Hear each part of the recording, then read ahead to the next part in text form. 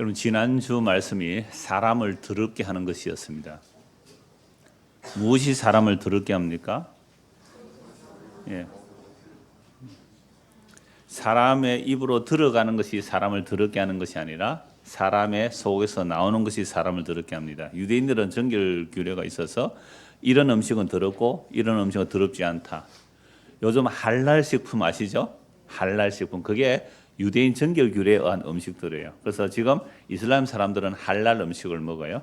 이슬람 사람. 그들 모세오경을 자기들의 율법을 받기 때문에. 그러니까 유대인들도 모세 정결법에 의하여 율법에 의해서 음식 먹는 거 코시 음식이라 그래요. 코시. 그러니까 할랄 도장이 찍혀야 이슬람 사람들은 먹고요. 유대인들은 코시 도장이 찍힌 걸 먹어요. 그러니까 우리나라 제품 중에 유대인들 유대 랍비가 와서 실제 확인하고 코시어 도장을 찍어주는 거 한 가지가 있는데요. 그게 신한 소금이에요. 신한 소금 아주 좋은 소금이에요. 예, 그렇게 이제 구별해서 먹는 거죠. 근데 예수님은요. 지금 이슬람 사람들, 지금 유대인들 예수님 말씀 이거 들으면 예수님이 완전히 이단되는 거죠. 그들은 율법만이 아니라 토라 전통까지 손을 씻어 음식을 먹어야 되는데 예수님께서 하신 말씀은 그 모든 전통들을 모세 율법조차도 무너뜨려 버리거든요. 사람의 입으로 들어가는 것이 사람을 더럽게 하는 것이 아니다. 모든 음식은 깨끗하다. 오히려 사람의 속에서 나오는 것이 사람을 더럽게 한다. 사람의 속에서 나오는 것은 사람에서 마음에서 나오는 것인데 악한 생각이라고 말했습니다. 우리 마음에는 악한 생각이 있는데요. 이 악한 생각이 타락 이후에 창세기 6장과 8장을 보면 그 마음의 생각과 계획이 어떻게 악해요? 우리 중고등학생들 항상 악해요. 항상 악해요. 잠시라도 선한 게 나올 수가 없대요. 아니 목사님 질문이 있습니다. 사람이 착한 일 많이 하잖아요. 남을 위해 희생하기도 하고 헌신하기도 하고 봉사하기도 하고 섬기도 하고 하는데 많이 있잖아요. 그런데 이것이 하나님의 은혜로 의하여 은혜에 대해 나오는 것이 아니고 내가 스스로 만들어내는 선함이라는 것은 하나님 보실 때는 악하다는 거예요. 여러분 이 세상도 진선이 다 있거든요. 진리 추구해요. 선함 추구해요. 아름다움 추구해요. 그런데 이게 우리끼리 70억이 넘는 인구가 모여서 이건 진리입니다. 이것은 선한 것입니다. 이것은 아름다운 것입니다. 라는 것을 하나님께 들으면요. 하나님 보실 때는 이게 뭐예요? 악한 거라는 거예요. 더러운 거라는 거예요. 그러니까 우리는 스스로라는 말을 못하는 피조물이에요. 여러분 스스로라는 말은요. 하나님만이 하셔야 되는 단어예요. 우리는 스스로 있는 자가 아니거든요. 피조물입니다. 피조물은 만들어주신 분이 계셔야 돼요. 그런데 타락하고 나니까 인간이 스스로 있는 줄 착각하고 살아가요. 그러니까 스스로라는 하나님만이 영원히 자존하시는 성부, 성자, 성령 그분만이 붙일 수 있는 스스로인데 타락하고 나니까 우리가 스스로 있는 존재처럼 살아가요. 이게 이미 죄와 사망 안에 태어납니다. 죄와 사망 안에 태어난 정세입니다. 그러므로 스스로 계시는 하나님께서 우리를 죄와 사망에서 의와 생명으로 옮겨주지 아니하면 우리는 영원히 죄와 사망 아래서 멸망받을 수밖에 없는 거죠. 죄와 사망 안에서 무엇을 추구한다 그래요? 사람들이 진리와 선함과 아름다움을 추구해요. 죄와 사망 안에서 추구해요. 그런데 하나님 보실 때는 이미 너희들을 그 선악을 추구하는 삶 자체가 선악과 따먹은 정세이기 때문에 그건 하나님 보실 때는 이내 타락인 거예요. 가장 선한 것을 갖다 바친다고 할지라도 인간들이 스스로 만들어낸 것으로는 하나님 앞에 선이 될 수가 없는 겁니다. 그럼 제가 아주 짧게 이 말씀을 드렸는데 제가 드린 이 말씀을 정말 여러분들이 저와 여러분이 온 마음으로 받아들일 수 있다면 이건 기적입니다. 결코 인간으로 긍정 못해 이거. 한번 물어볼까요? 옆에 사람들에게. 지난 한 주간 당신은 1분 1초도 0.1초도 쉬지 않고 악만 발생했습니까? 악만 나왔습니까? 무시락하노? 내가 지난 한 주간 얼마나 착하게 살았는데 그죠? 내가 얼마나 이웃을 사랑하고 하나님을 사랑하면서 또 가족을 잘 돌봤는데 라는 반발이 나올 수밖에 없어요. 그래서 내가 정말 전적으로 타락한 인간으로 내 마음의 생각이 항상 악하다는 것을 인정한다면 이건 인간의 이성으로 만들어낸 그 인간의 논리와 가치들이 다 무너져야 됩니다. 아담의 타락 이후로 모든 인간들은요, 단 한순간도 자신의 신됨을 포기한 적이 없어요. 이걸 자존심이라 그래요. 자존심이란 자자가 스스로 자자입니다. 그러니까 자존심이란 말 우리는 붙일 수 없는 거예요. 피조물이 무슨 자존심이 있어요. 피조물을 주제에 땅에 티끌 주제에 무슨 자존심이 있어요. 그런데 인간은 타락이기 때문에 자존심을 지키는 겁니다. 자존심 사전 찾아보면 이래요. 자존심이란 남에게 굽히지 않고 스스로 높이는 마음. 한 번 더 말씀드릴까요? 자존심이 뭐예요? 남에게 굽히지 않고 스스로 높이는 마음. 이거 언제 생겼어요? 선악과 유혹받을 때. 이 뱀이 와서 하와에게 유혹하고 아담에 유혹할 때 그거잖아요. 너도 이것을 따먹으면 너도 뭐처럼 되리라? 하나님처럼 되리라. 여러분, 하나님이 딱 한 가지 검령이잖아요. 선악과 따먹지 말라. 꼭 하나만 없으면 자기도 뭐처럼 될 것 같아요? 하나님처럼 될 것 같잖아요. 그거 하나 금해서 유혹받아서 선악과 따먹고 나는 순간 세상에 눈이 밝아서 하나님처럼 된 게 아니라 자기의 부끄러움을 봐요. 그래서 스스로 자기를 치장하면서 사는 겁니다. 무화과 나무 잎으로 자기를 가리며 사는 게 인류의 역사예요. 하나님 앞에 빨가벗고 나가야 돼요. 하나님 앞에 빨가벗고 나가야 되는데 가리고 나가려고 하는 거죠. 이게 타락한 인간의 역사입니다. 자, 그렇기 때문에 정말 주님께서 우리에게 은혜를 베풀어 주시지 않는다면 우리는 스스로 자기를 높이는 이 마음에서 벗어날 수가 없습니다. 이게 근원적인 죄예요. 그러니까 인간들이 열심히 노력하면서 애쓰면서 살아가는 이유는요, 결국은 뭐 하기 위해서 살아가요? 자기 자존심 세우기 위해서 살아갑니다. 자기 자존심 세우기 위해서 살아간다고요. 어제 저녁에 보니까 우리 집이 그 상남동 그 바로 맞은편 신월동 어느 아파트예요. 그 사람들이 많이 오니까 얕던 그 지금 국회의원 선거 며칠 날 해요? 3일 합니까? 얕던 굉장히 많이 그 자리를 차지해요. 그러니까 막 세력 동원하기 위해서 얕던 대형 버스들이 얼마나 많이 오는지 몰라요. 버스들을 보니까 그러니까 강남 우파가 오는 버스도 있습니다. 강남 우파라는 버스에 이름을 썼더래요. 강남 우파라고. 세력을 동원하는 거죠. 그래서 우리가 가장 좋은 가치를 추구한다는 그 싸움들을 하고 있더라고요. 자, 그러니까 뭐 우리가 경제 활동을 하든지, 그죠? 정치 활동을 하든지, 또는 여러분들처럼 뭐 공부를 하는 학생이든지 직장을 생활하든지 아니면 저처럼 교회 다니면서 목사를 하든지 간에 우리는 다 똑같은 하나의 공통 목표가 있어요. 그게 뭐예요? 자존심. 우리 당이 최고 높아져야 되고, 그죠? 우리 회사가 가장 좋은 회사가 돼야 되고, 우리 교회당이 가장 좋은 교회당이 돼야 되고, 그 안에 내가 소속되어 있다면 그 회사가 잘 되는 것이 곧 누구가 잘 되는 거예요? 내가 잘 되는, 내 자존심이 높아지는 거예요. 내가 다니는 교회당이 맨날 욕 얻어먹고 손가락질을 얻어먹고 하면 어때요? 그 교회당은 내 자존심이 상하니까 우리 교회 잘 돼야 돼요. 그래서 밖에 나가서 항상 어떻게 해요? 교회를 칭찬하고 자랑하고 목사님을 자랑하고 그래야 전도가 잘 된다 그러더라고요. 세상에 그런 전도가 어디 있습니까? 십자가의 도가 전해지지 않는 그건 인간의 마케팅 원리예요. 그러니까 결국은 어느 누구 할 것 없이 이놈의 자존심들이 하늘 꼭대기까지 가요. 그래서 최종적으로 무너져야 할 죄가 무슨 죄예요? 자존심입니다. 자존심이 근원적인 죄예요. 아까 자존심 뭐라 그랬어요? 남에게 굽히지 않고 스스로 높이려는 마음이 누구까지 굴복시키고 싶어요? 하나님조차 굴복시키고 싶어요. 그러니까 감히 종교인들은 그렇게 말은 못하죠.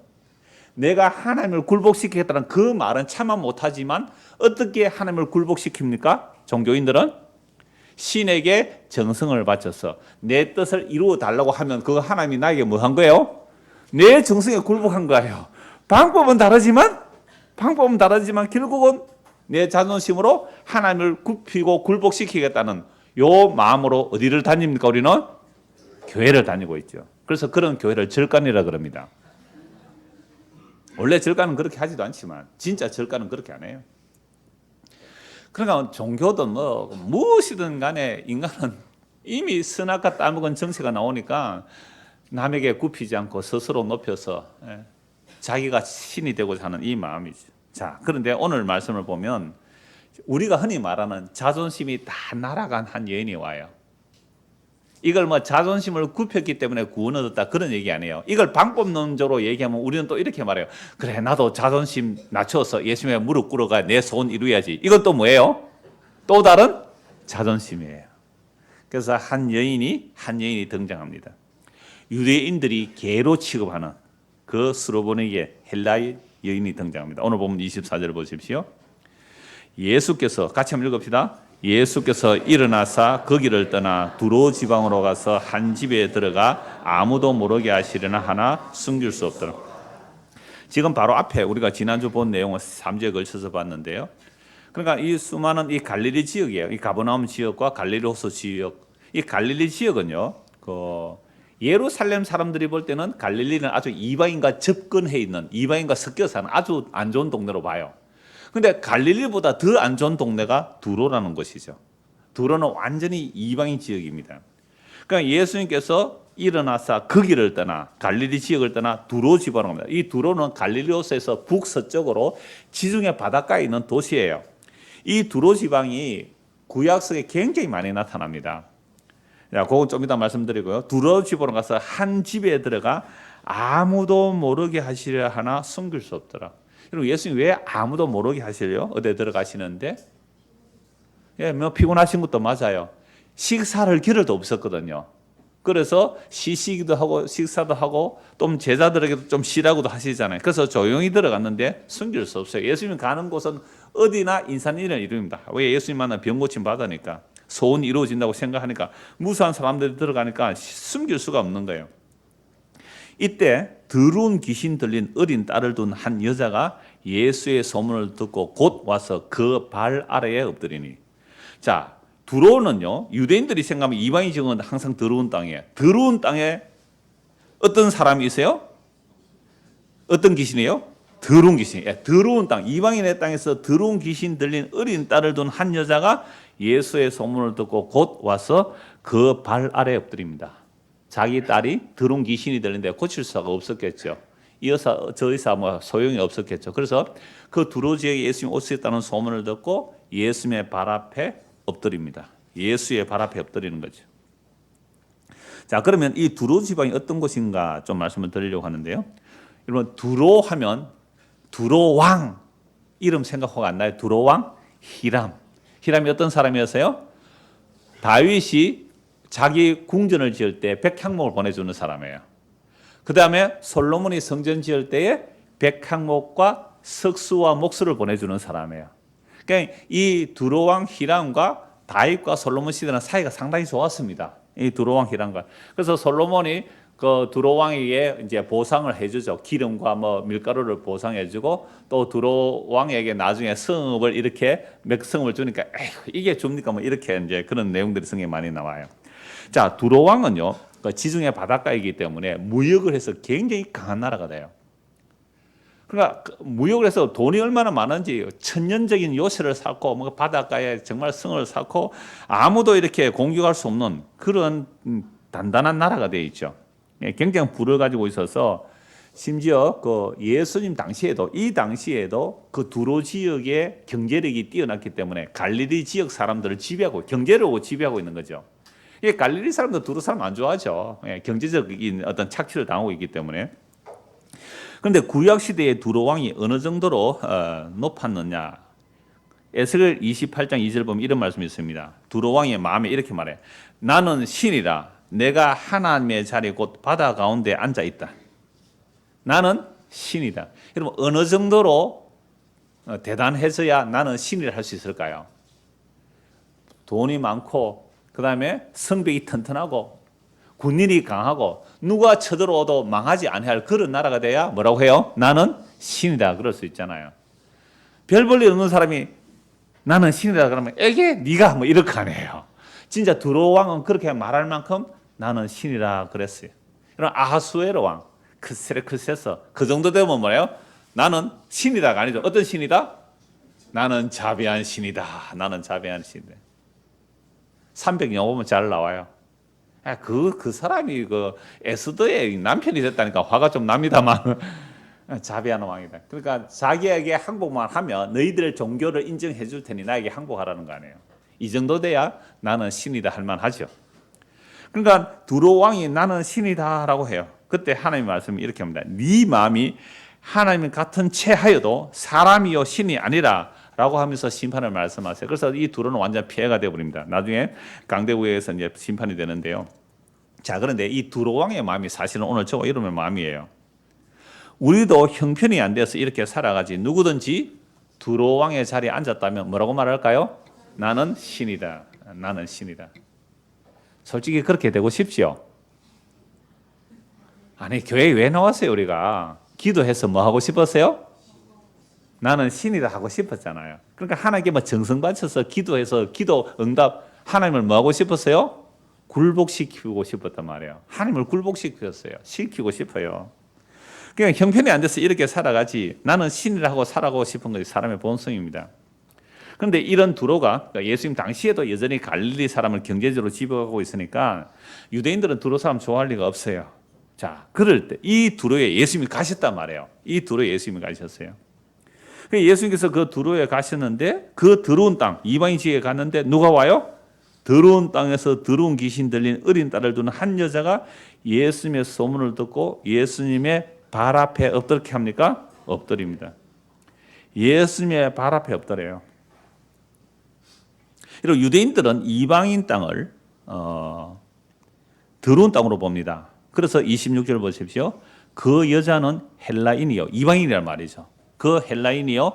스로보니게 족속이라. 이방인 땅의 이방인 족속이다 이 말입니다. 스로보니 족속이라는 말은 아예 이방인 땅의 이방인 족속이라는 거죠. 그러니까 더러운 여자예요.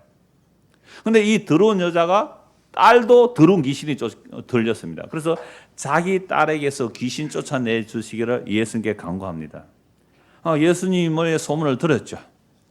자, 이럴 때에 예수님께서 뭐라고 말씀하십니까? 27절 보십시오. 같이 한번 읽읍시다. 예수께서 이르시되 자녀로 먼저 배불리 먹게 할지니 자녀의 떡을 취하여 개들에게 던짐이 마땅치 아니하뇨. 여러분, 이 여자는 유대인들이 이방인들을 개처럼 취급한다는 걸 알고 있어요. 그래서 예수님께 이 말씀 들어도 지금 듣고 있는 거죠. 그러면 유대인들은 이방인들을 개처럼 취급하면 이방인들은 가만히 있을까요? 나라도 조그만한 게 이렇게 이방인들은 유대인들 보고 뭐라고 욕할까요? 돼지라 그랬대요. 그러니까 개와 돼지가 싸우는 거죠, 뭐. 그래서 유대인들이 개처럼 취급하는 이방인이 유대인인 예수님께 왔단 말이에요. 유대인인 예수님께. 그리고 엎드렸어요.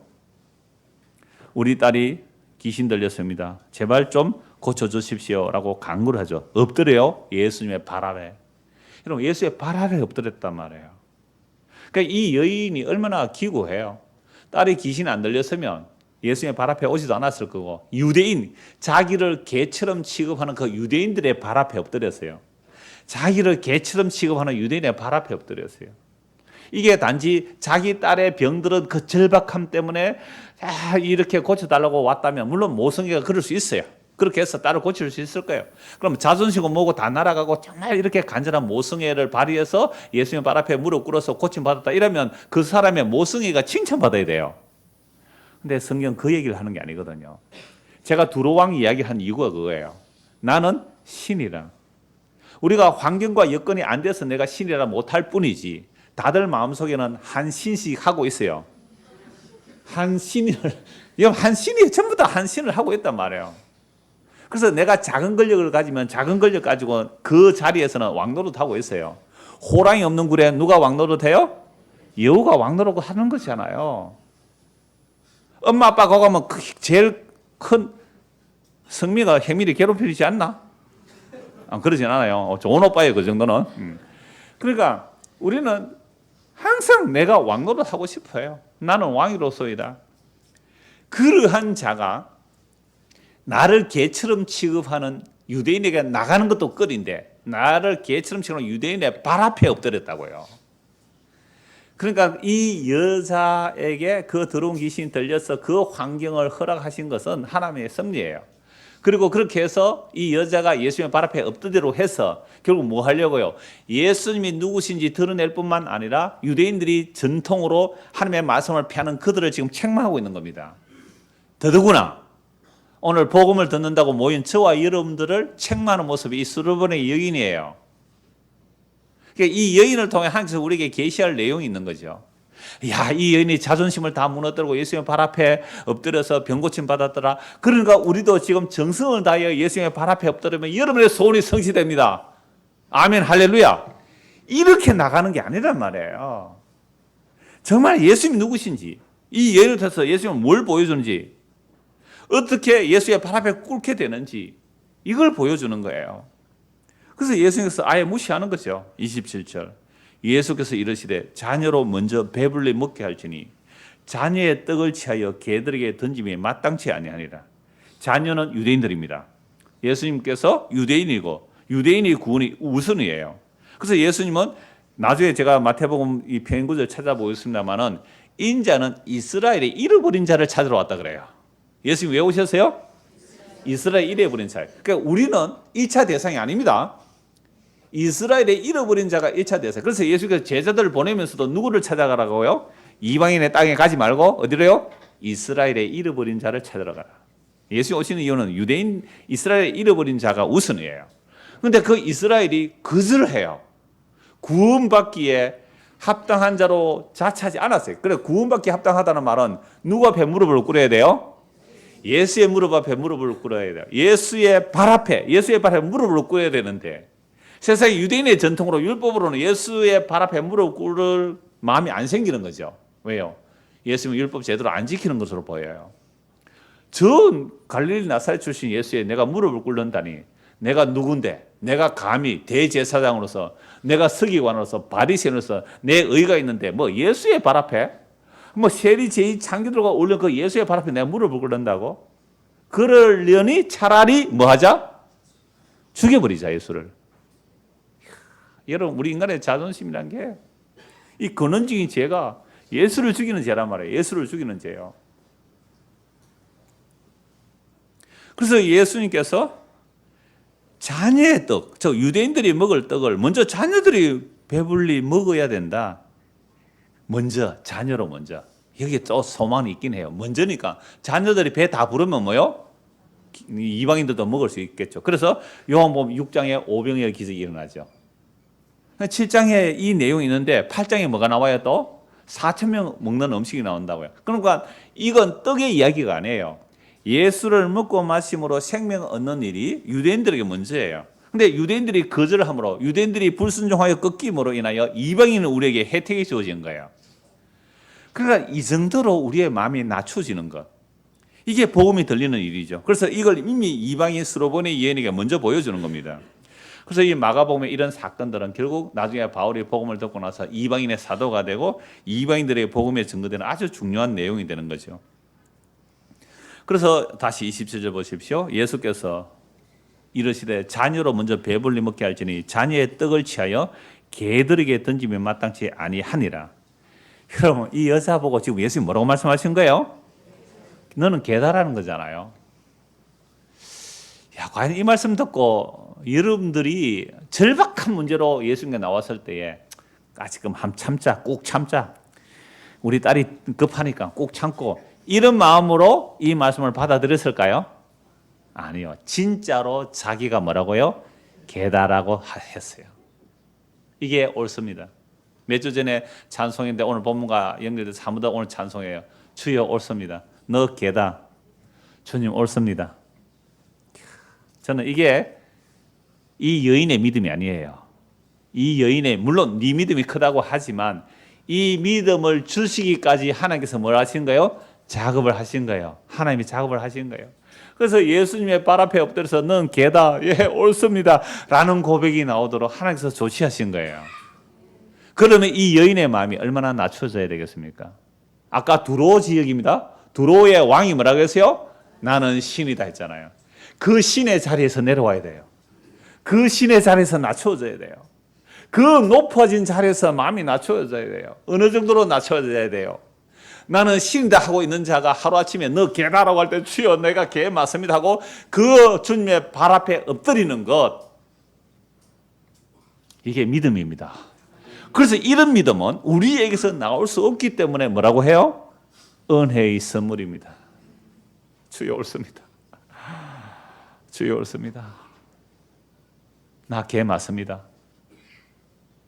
여러분, 우리나라는 개 그러면 애완견도 있고 식용도 있고 그렇지만요, 이스라엘은 개가 식용이 아닙니다. 애완견도 없어요. 개는 정말로 가장 키우지도 않는 들개, 쓰레기나 뒤지고 다니는 아주 더러운 개, 가장 욕 중에 욕이 개라는 욕이에요. 얼마나 심한 욕이면 이방인들을 개라 그랬을까요? 그 취급을 받는 거예요, 유대에서 개라는 것은요.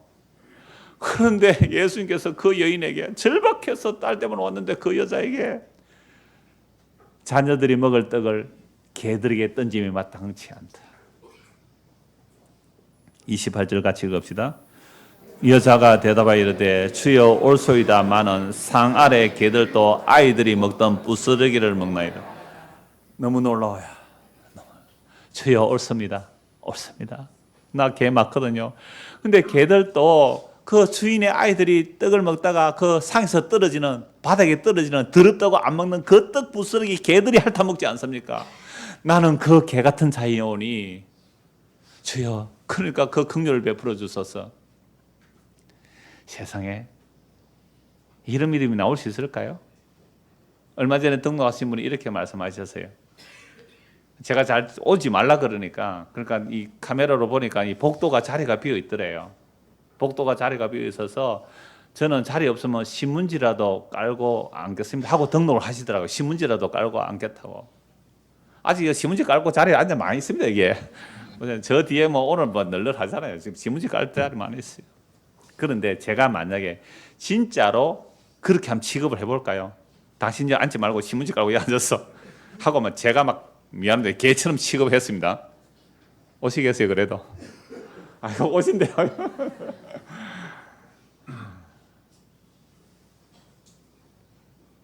이건 기적이에요.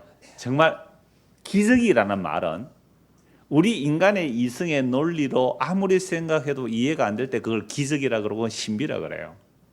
이건 하나님의 은혜예요. 정말 하나님의 은혜가 그렇게 작동했기 때문에 자기를 개라고 취급하는 그 유대인 앞에, 그것도 발 앞에 엎드려서 주님 옳습니다. 주님 옳습니다. 주님 옳습니다. 내 기도에 침묵하셔도, 나를 외면하셔도 주님은 옳습니다. 그러나 그 주인의 상에서 떨어지는 그 떡 부스러기 개들이 먹지 않습니까? 29절입니다. 예수께서 이르시되 이 말을 하였으니 돌아가라. 이 말을 하였으니 뭐라고요? 주여 옳습니다. 그런데 개들도 떡 부스러기 먹지 않습니까? 예수께서 이르시되 이 말을 하였으니 이 말을 하여 돌아가라. 귀신이 네 딸에서 나가느니라. 이러니까 또 여인의 믿음이 아니에요. 제가 종종 말씀드리지만 그 구약의 선지자들이 어떻게 그리스도를 예언했느냐. 그러니까 베드로전서 1장 10절 11절에 보면 그리스도의 영이 그들에게 가서 그들이 그리스도를 증거해요. 노아가 에녹이, 그죠? 아브라함이 모세와 다윗이 구약의 선지자들, 그리스도의 영이 임하여 그들이 그리스도를 증거하거든요. 근데 그들이 오실 예수님을 믿었다라는 얘기를 하죠. 오실 메시아를 믿었다. 아브라함은 보고 기다려 믿고 기뻐했다. 이건 누구 때문에 그렇게 된 거예요? 그리스도의 영이 창조로부터 십자가까지 그리스도의 영이 임하여 구약의 백성들이 그리스도를 믿게 되는 거예요. 그러면 십자가 이후에 예수님 다시 오시는 그날까지 누가 들어가야 예수를 믿게 되는 거예요? 그리스도의 영이 들어가서 믿게 되는 거죠. 우리가 믿을 수 없는 거예요. 그래서 창세전에 이미 구원 협약이 일어났단 말이에요. 아버지와 아들이 성령 안에서 약속하셨어요. 자기 백성을 구원하고 약속했기 때문에 그게 오늘 2019년 오늘 우리에게도 만약 이 복음이 들려서 예수를 믿게 됐다면 우리가 주님을 믿은 게 아니에요. 영원전에 아버지와 아들의 그 약속, 그 십자가로 자기 백성을 구원하기로 한 그 약속. 그래서 구약의 백성들도 십자가로 구원받는 것이며 신약의 백성들도 십자가로 구원받는다는 이 영원한 하나님의 구원 협약. 그러면 이 십자가는 아까 장로님 기도했잖아요. 무력하고 미련하고 어리석고 저주받아 죽은 죽음인데 그 십자가에서 다 이루었다는 그 예수를 믿는다는 것은 인간으로 불가능해요. 그리고 예수 믿고 나면 세상에 복 받는다 하든지 성공한다든지 그런 예수 아닌 십자가에 죽으심과 함께 죽는 것이 그게 예수 믿는 거라고. 어떤 분이 문자 카톡이 왔어요. 목사님, 사는 게 너무 힘들어요. 제가 좀 이따 복음 칼럼에 하나 올리려고 해요. 제가 답을 이렇게 했습니다. 살려고 하니까 힘들죠. 그런데 더 잘 살려고 하면 더 힘들어요. 내가 그리스도와 함께 십자가에 못 박혀 죽었나니. 그런데 이제 내가 산 것이요 내 안에 그리스도께서 사신 것이라. 아니 내가 죽었다는 것을 생각하고 살아라 이 말입니다. 죽은 자가 무슨 소원이 있어요? 죽은 자가 왜 힘들어요? 죽은 자가. 죽은 자는 비전이 없어요. 죽은 자는 이 세상에 헛된 꿈이 없어요. 세상에 대해 나에 대해서 죽은 거예요. 욕망에 대해서 죽은 거란 말이에요. 그런데 아직도 펄펄 살아나니까 힘드는 건 맞아요. 그런데 이럴 때마다 내가 그리스도와 함께 십자가에 못 박혀 죽었다. 그러면 이제 내가 사는 것은 나를 사랑하사 자기 몸을 버리신 하나님의 아들을 믿는 믿음으로 산다. 그럼 믿음으로 산다는 게 뭐예요? 나 죽었네. 그러면 죽은 자에게는 뭐만 당기느냐? 살아계신 예수님의 일만 당기면 돼요. 내 일을 담아갈 게 없단 말이에요. 주님 앞에 가면 내가 한 것이 다 죄기 때문에 불타 없어지고 내 안에 주님이 하신 그 일만 당겨질 때에 그게 영혼을 바라보고 살아가는 성도의 삶이에요. 이건 여호와를 알자 힘써 알자 할 때에 여호와를 힘써 알아서 뭐 하게 해요? 그건 요한 1서에서 나오는 말씀이에요. 내가 이 편지를 쓰는 것은 여러분들이 먼저 우리와 사귀자는 겁니다. 사도들의 편지를 보고 우리는 사도의 편지를 보고 사도들과 사귄다는 것은 결국 예수님과 사귀는 거죠. 이 사귀면 생명에 관한 누림이라. 그래서 우리가 말씀 듣는 것은 내가 그리스도와 함께 죽었고 그리스도 안에 이루어지는 하늘의 영원한 생명들을 지금 맛보고 누리며 그게 담겨지고 충만해지는 이게 성도의 남은 과정이에요. 그런데 그러함에도 땅에 발 떼고 사니 힘드는 것은 맞아요. 그런데 힘들다는 그 기준 자체가 세상에 내가 잘 살아보려고 하니까 자존심을 높여보려고 하니까 그만큼 더 뭐해요? 힘들어요. 그래서 예수 믿는 것은 다 이루었다는 그 안식이 들어오는 겁니다. 지금 죽어도 괜찮은 거 아니에요? 지금 죽어도 괜찮은 거 아니에요? 더 안 이루어도 괜찮은 거 아니에요? 중고등학생들은 이런 소리 듣기 싫어서 고개를 숙이고 있습니다만 어떤 아이는 이 사는 게 힘들어서 빨리 예수님 오시면 좋겠다는 아이도 있긴 해요. 이게 여러분들 예수님을 믿는 거거든요. 그래서 이 말을 했기 때문에 돌아가라. 귀신이 네 딸에서 나갔느냐 하시니 여자가 집에 돌아가 본 적 아이가 침상에 누웠고 귀신이 나갔더라. 그러면 귀신이 언제 나갔을까요? 예수님께서 귀신이 나갔다는 그 순간 나가요. 그럼 예수님께서 귀신이 나갔다는 그 순간 얘는 무슨 고백을 했어요? 주님 옳습니다. 주님 옳습니다. 자녀의 떡을 개들에게 주지 않는 것이 마땅하죠. 당연하죠. 그런데요. 개들도 주인의 상에서 떨어진 떡 부르실 먹지 않습니까? 이게 주의 긍휼을 바라본 거거든요. 그래서 율법을 주신 것은 우리를 제 아래 가두게 하시고 제 아래 가두어서 왜 긍휼로만 구원받는지 알게 하시는 거예요. 그러니까 제가 레위기 그 사무엘 정기를 구할 때 이 말씀을 안 드렸는데요. 그럼 긍휼이라는 단어가 레헴이라는 히브리 단어인데요. 이건 자궁이라는 단어예요. 하나님이 배 아파서 낳으셨다는 얘기예요. 하나님의 긍휼, 하나님의 자궁으로 놓았다는 그런 개념이죠. 긍휼이라는 단어가. 그래서 이 여자가 그 긍휼을 입은 거죠. 그래서 이 긍휼을 입은 이 여자가 자기를 뭐로 여겼다고요? 정말로 개로 알고 여겼다. 이게 평행구절 한번 보십시오. 이 평행구절 마태복음인데요. 15장입니다. 우리가 이미 이 마가복음 앞에 마태복음 이미 살펴보았기 때문에 간단히 말씀만 읽도록 하겠습니다. 마태복음 15장 보십시오. 같은 평행구절입니다. 마태복음 15장 21절.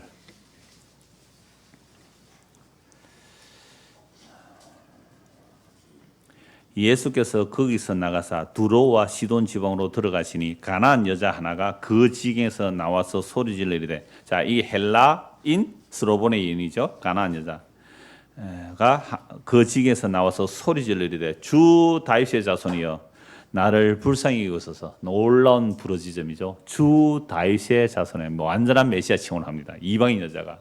세상의 유대인들은요, 예수가 부정하다 그러잖아요. 손 안 씻고 음식 먹는 제자를 보고 그렇게 공격했는데, 가나안 여인이, 그 이방 여자가 주 다윗의 자손, 정확한 메시아 칭호를 해요. 주 다윗의 자손에. 이게 은혜죠. 나를 불쌍히 여기소서. 내 딸이 흉악하게 귀신 들렸나이다 하되 예수는 한 말씀도 대답하지 아니하시니 제자들이 와서 청하여 말하되 그 여자가 우리 뒤에서 소리를 지르니 그를 보내소서. 예수께서 대답해 이르시되 나는 이스라엘의 집에 잃어버린 양 외에는 다른 데로 보내심을 받지 아니하였노라 하시니 누구를 구원하러 오셨어요? 이스라엘을 구원하러 오셨단 말이에요. 이방인은 1차 대상이 아니다 이렇게 말씀하는 거죠. 여자가 와서 예수께 절하며 이르되 주여 저를 도우소서. 대답해 이르시되 자녀의 떡을 취하여 개들에게 던짐에 마땅하지 아니하니라. 여자가 이르되 주여 올소이다마는 개들도 제 주인의 상에서 떨어지는 부스러기를 먹나이다 하니. 똑같은 말씀이죠. 28절 같이 읽읍시다. 이에 예수께서 대답하여 이르시되 여자여 내 믿음이 크도다. 내 소원대로 되리라 하시니 그때로부터 그의 딸이 나으니. 주님 나는 개가 맞습니다. 그런데 개들도 주인의 생에서 떨어진 떡부스를 먹지 않습니까? 라는 이 고백을 예수님 뭐라고 말씀하셨어요? 여자여 내 믿음이 크도다. 여러분 대한민국 교회에서 믿음이 큰 건 어떻게 나타납니까? 대한민국 교회에서 믿음이 큰 것은 새벽기도 한 번도 안 빠지고 주일 성수 모든 공정 예배 다 잘하고 주일 성수 11조 철저히 하고 그다음에 전도 열심히 하고 그 예배당 지을 때는 목돈도 좀 많이 내놓고 그다음에 목사님도 잘 섬기고 또 뭐 모든 사람이 존경받으면 우리는 어떻게 말해요? 그런 사람을 믿음이 크다라고 얘기하죠. 그런데 예수님은 어떤 사람 보고 믿음이 크다 그래요? 주여 나는 이방인 정말 개와 같은 자입니다. 나는 그 떡을 먹을 자격이 없는 자입니다. 생명의 떡 막을 수 없습니다. 그러나 개들도 그 부스러기 먹듯이 나는 그 주님의 긍휼 부스러기라도 원하나이다. 여자여 내 믿음이 크도다. 이건 정말 기적이에요. 예수님께서 믿음 크다고 칭찬한 여자가 이 여자입니다. 오늘 우리의 믿음이 어디에 있습니까?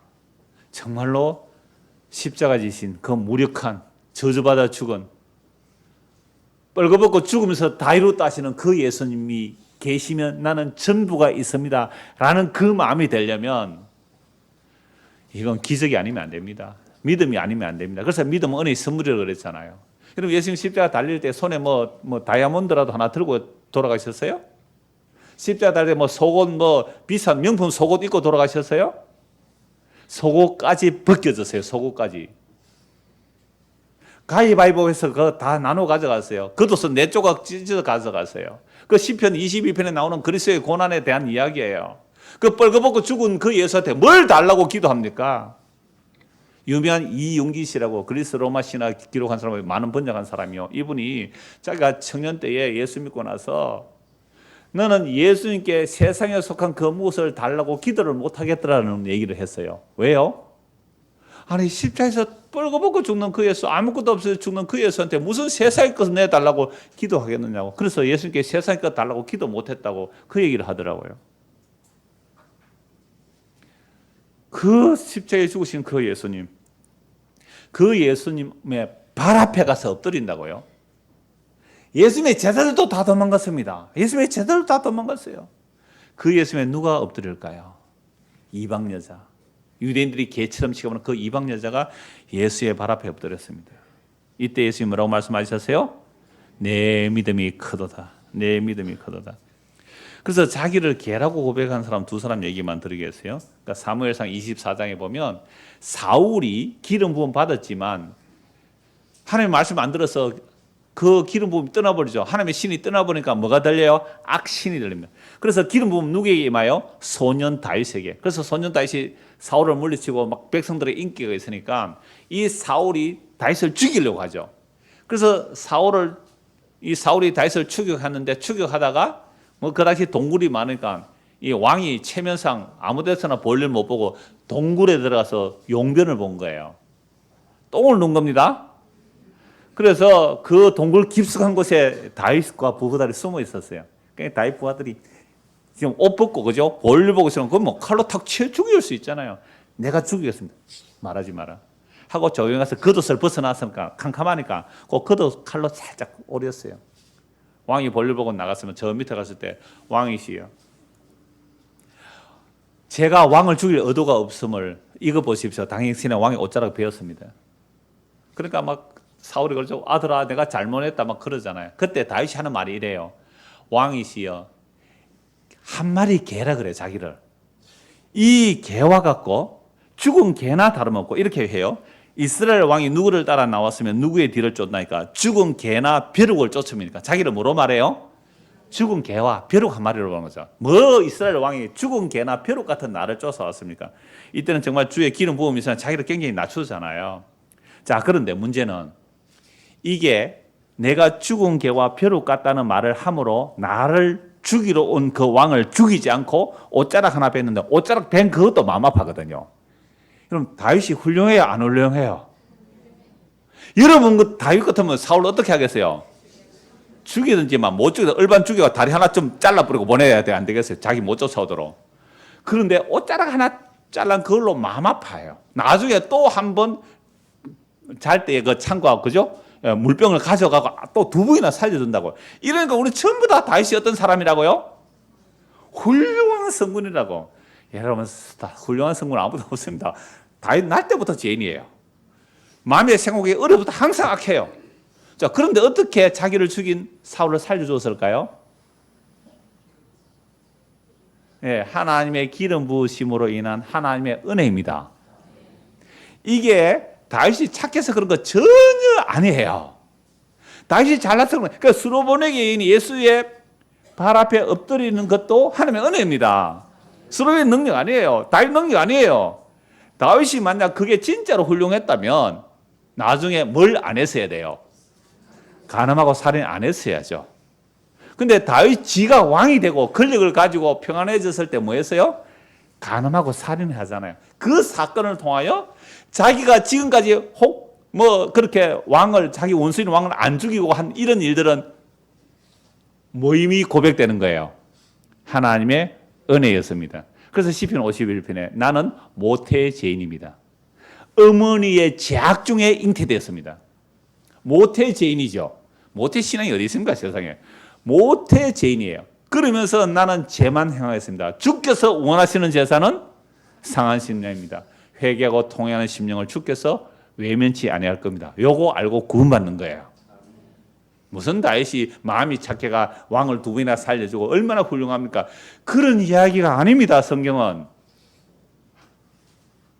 이게 다윗이 은혜를 입었기 때문에, 기름 부음에 은혜가 있었기 때문에, 성령의 감동이 있었기 때문에 자기 죄를 알고 죽은 개와 같고 벼룩 같다고 얘기한 거예요. 근데 이 다윗이 또 죽을 때요, 뒤끝 또 나옵니다. 저 심의 절마 저 그냥 죽게 하지 말라고 저 아들한테 부탁하고 죽어요. 그게 다윗입니다. 예? 죽을 때 되니까 괜히 화가 나거든요. 심의 자기한테 욕하고 절마 저거 그냥 죽이지 말라. 절마 저거 서울서 오시면 아시겠어요? 절마 저거 뭐라 해야 돼요? 저 심의 저거 곱게 죽이지 말라. 그래 또 솔로몬도 얼마나 머리가 좋아요. 연금 딱 해놓자, 연금. 너 이 동네 옮기지 마. 근데 물론 하나님 또 벌 하시는 거예요. 갑자기 종이 이방 나라로 도망가요. 또 어떻게 심해가 그놈 잡으러 갔다가 내 법 어기자 죽입니다.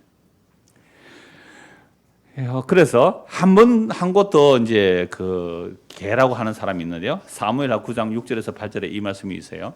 사울의 손자 요나단의 아들 무비보셋이 다윗에게 나와 그 발 앞에 엎드려 절하며 다윗이 이르되 무비보셋이 하니 그가 이르기를 보소서 당신의 종입니다. 다윗이 그에게 이르기를 무수하지 말라. 내가 반드시 네 아버지 요나단으로 말미암아 네게 은총을 베풀리라. 내가 네 할아버지 사울의 모든 밭을 다 네게 도로 주겠고 또 너는 항상 내 상에서 떡을 먹을지니라 하니 그가 절하여 이르되 이 종이 무엇이기에 왕께서 죽은 개 같은 나를 돌아보시나이까. 이 무비보셋은 사울의 요나단의 아들이거든요. 그러니까 전쟁 때에 유모가 아이를 안고 가다가 떨어뜨려요. 그래서 양발을 다 절어요. 그게 무비보셋이에요. 근데 이 다윗이 왕이 되고 나서 그러니까 사울 집안의 사람을 찾으라 그랬죠. 여러분 왕이 되고 나면 옛날에 정적인 왕의 가족들은 어떻게 돼요? 구족을 멸해야 돼요. 구족을. 왜? 씨앗 하나 있으면 그거 세워서 반역 일으키잖아요. 우리 조선 왕조가 그렇게 많이 했잖아요. 그럼 구족을 멸해버려야 되죠. 그런데 사울의 가족을 찾으라. 예, 무비보셋이 있습니다. 요나단 아들 무비보셋이 있습니다. 두 발을 다 접니다. 데려오너라. 데려왔을 때 무비보셋에게 사울의 밭을 다 너에게 주고 너는 왕의 식탁에서 먹어라. 이거 완전히 왕의 자리에 앉히는 거잖아요. 그때 이 무비보셋 하는 말이 뭐라고요? 이 종이 무엇이기에 왕께서 죽은 개 같은 나를 돌아보니까. 그럼 모비보셋에서 누구 때문에 혜택을 받는 거예요? 요나단과의 언약 때문에. 다윗이 요나단과 언약 때문에. 오늘 저와 여러분이 죽은 개입니다. 벼룩 한 마리예요. 하루살이에 눌려 죽을 인생들이에요. 구더기예요. 이 구더기 같은 인생아, 이 지뢰 같은 야곱아. 성경은 우리를 이렇게 표현해요. 여러분들 사람들이 여러분 보고 이 구더기야 좋아하겠어요? 이 개 뭐야 뭐 이렇게 하면 여러분들 누가 그 말 듣겠어요? 근데 예수님이 자녀의 떡을 개들에게 던지면 마땅치 않다. 주여 옳습니다. 나 개 맞거든요. 이게 다윗에게서 나온 고백이고 모비보셋에서 나온 고백이고 이 스로보니 여인에 나온 고백이에요. 이럴 때 주님께서 그 사람을 보고 뭐라고 말씀하세요?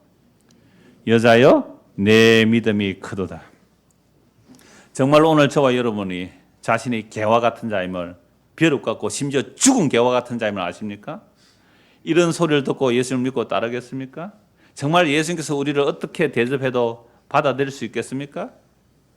우리는 교회 와서 조금 자존심 상해도 교회 안 오겠대. 교회 와서 자존심 좀 상해도 그 인간 꼴보기 싫어서 교회 안 오겠대요. 그 집사 꼴보기 싫어서 나 교회 안 오겠대. 그 목사 꼴보기 싫어서 나 안 오겠대. 이게 뭐예요? 우리는 태어나면서부터 하나님과 원수가 되어 있었어요. 우리가 연약할 때, 우리가 죄인 되어 있을 때, 우리가 하나님과 원수되어 있을 때에 하나님의 사랑의 확정은 십자가예요. 그 십자가에 확정된 그 사랑을 들고 우리에게 찾아오시면 우리도 스로보니게 같은 여인의 고백이 나올 수밖에 없습니다. 주여 나에게 긍휼을 베풀어 주소서. 그런데 그렇게 우리가 복음을 이때까지 듣고 예수를 믿어도 아직도 우리는 뭐가 펄펄 살아있어요? 자존심이 펄펄 살아있어요. 어느 정도로 낮춰져야 이 여인의 고백이 나올지. 정말 저의 모습을 볼 때 사실 아직도 깝깝해요. 누가 저를 쿡 찌르면요, 저 가만히 안 있더라고. 아직도 무슨 죽은 개가 할 말이 그래 많은지. 누가 쿡 찔러보세요. 여러분들 쿡 찔러봐야 돼요. 옆에서 오늘 한번 쿡 찌르십시오. 그냥 오늘 시간 드릴게요. 막 찌르십시오. 얼굴이 그게 뭐고 머리가 꼬리 그게 뭐고 그게 화장이라고 했나 그거. 옷을 그래 입고 있나 막 한번 해대보십시오. 그냥 막 있는 대로 한번 다 해보십시오. 죽은 개인지 살아있는 사자인지 다 잡아먹으려고 할 거예요. 다 잡아먹으려고 할 거예요. 누가 감히 날 건드려 지금. 그래서 교회로 모이는 이유는 그거예요. 교회 모이가 아이고 큰사님 집사님 시하라는데 웃기고 앉아도 사람 개콜 소리.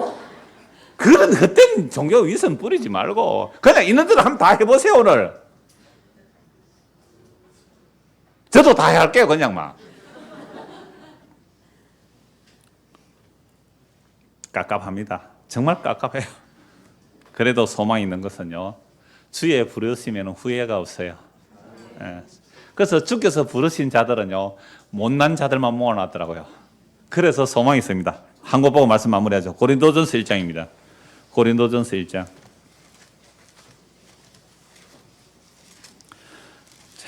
고린도전서 1장. 십자가의 도는 미련하고 어리석은 거예요. 아무도 믿을 수 없어요. 오직 부르심을 받은 자들에게만 구원의 능력이 됩니다. 그런데 부르심을 받은 자들은 어떤 꼴일까요? 부르심을 받은 자들 28절부터 보겠습니다. 26절부터 보겠습니다. 형제들아 너희를 부르심을 보라. 너희의 부르심을 보라. 육체를 따라 지혜로운 자가 많지 않으며 능한 자가 많지 않으며 문벌 좋은 자가 많지 않도다. 전혀 없다는 말은 아니겠죠. 예, 여기도 뭐 공부 잘하시는 분들 계신 줄 알아요. 예, 높으신 분들도 있는 걸 알아요. 그러나 많지는 않아요.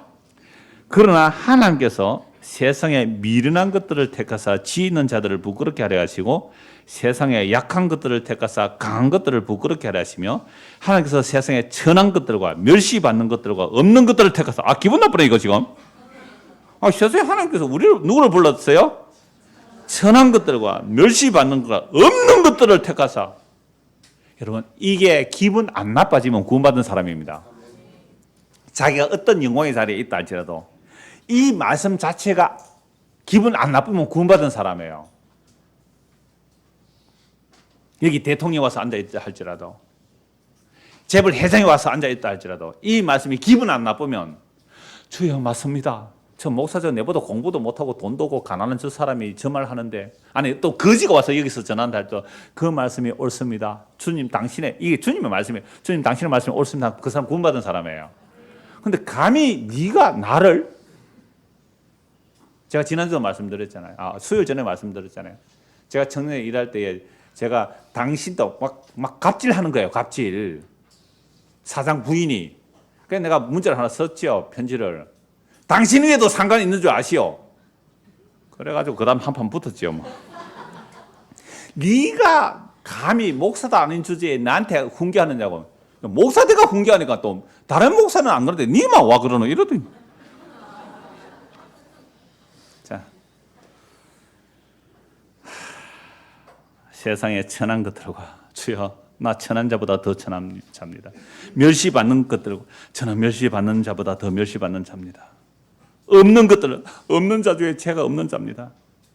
이런 자들을 택하신 이유는 있다고 하는 것들을 피하시는 거예요. 나 말씀 안다, 복음 안다, 나는 주님의 뜻을 안다, 나는 믿음으로 산다. 그거 다 폐해버리는 거예요. 그래서 세례와 죄인과 창기를 불러내세요. 왜 그렇게 하세요? 29절 읽읍시다. 이는 아무 육체도 하나님 앞에서 자랑하지 못하게 하람이라. 세상에 구원받은 자가 자랑할 거 없도록 하세요. 예수님만 자랑하도록. 너희는 하나님으로부터 나서 그리스도 예수 안에 있고 예수는 하나님으로부터 나와서 우리에게 지혜와 의로움과 거룩함과 구원함이 되셨으니 기록된 바 자랑한 자는 주 안에서 자랑하라 함과 같게 함이라. 주 안에서가 아니라 그냥 주를 자랑하랍니다. 그 주를 자랑. 그래서 제가 엘리베이터 탈 때에 항상 오른쪽을 보십시오 라고 하는 이유가 이 말씀 보러 간 겁니다. 1장 30절. 우리가 예수를 믿습니다. 우리가 하나님 안에 있단 말. 하늘부터 났다는 것은 예수 안에 있는 거예요. 예수 믿는 거예요. 그러면 예수님만이 우리의 뭐가 되시고요? 지혜가 되시고 의로움이 되시고 거룩함이 되시고 구원이 되세요. 이걸 믿는 자는 자랑할 것 아무것도 없어요. 세상에 잘난 것 자랑할 것도 없고요. 세상에 더러운 것 자랑할 것도 없습니다. 근데 어떤 사람은 내가요 옛날에 깡패 전과 5범인데 구원받았습니다 막 이러니까 어떤 사람이다 나 전과 10범이었거든. 그런 거 자랑 안 합니다. 나 전에 바람을 2번 피웠거든. 그런데 구원받아서 나 바람 5번 피웠는데 그런 거 자랑하는 거 아니에요. 잘난 것도 자랑할 거 없고 멸시받는 것도 자랑할 거 없는 거예요. 우리는 예수 그리스도 그분만이 우리의 지혜입니다. 예수님만이 우리의 의로움입니다. 예수님만이 우리의 거룩함입니다. 예수님만이 우리의 구원입니다. 이 예수 믿고 사는 가난한 심령이 되기를 소원합니다. 기도하겠습니다. 하나님 아버지, 우리를 부르신 것은 그리스도 안에 있기 위함이요 그리스도만이 우리의 지혜와 의로움과 거룩함과 구원이 됩니다. 이 예수님 발 앞에 엎드리려면 어느 정도로 마음이 낮춰져야 되겠습니까? 우리의 삶의 환경의 어려움, 자존심 상하는 일들은 예수님, 그 십자가에 지신 예수님의 발 앞에 무릎 꿇기 위한 것인 줄 알게 하시고 그렇게 마음이 낮춰질 때에 스로보니의 여인을 생각하며 예수의 발 앞에 무릎 꿇었던 사람들을 생각하며 우리의 마음도 예수의 이름 앞에 무릎 꿇는 이 은혜를 허락하여 주시옵소서. 예수 그리스도를 받들어 기도